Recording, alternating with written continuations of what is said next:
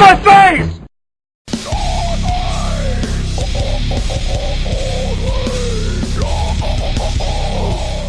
And also, look, I just want to share a little don't judge a book by its cover story. It's about some of my online friends. My mate Frank, who I actually even got to meet when I was in London a couple of years ago.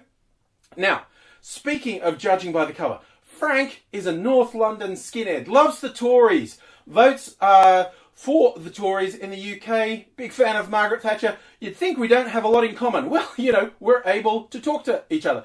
And he shared a story with me how certainly after the 9/11 attacks, he was very much in the all Muslims are terrorists, it's all their fault. Any who say they're not extremists are just pretending. And he felt just when he was calming down a bit, there were the bombings in London, the 7/7 bombings in London, and that brought it all to the front again. And he said around 2009, 2010, he was on a Facebook group with a delightful name like I Use the Quran for Toilet Paper.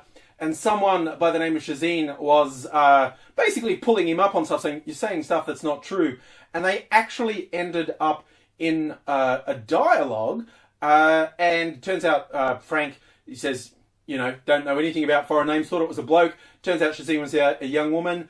And they learned from each other. And Frank actually started to realize when you relate to people on a human basis, you start to realize you probably shouldn't have these stereotypes. And they're still friends. I'm friends with them both online. Frank's taken on a very fatherly role, having known Shazzy for a while, and she's now graduating dentistry, going into the world as an adult, and he couldn't be prouder.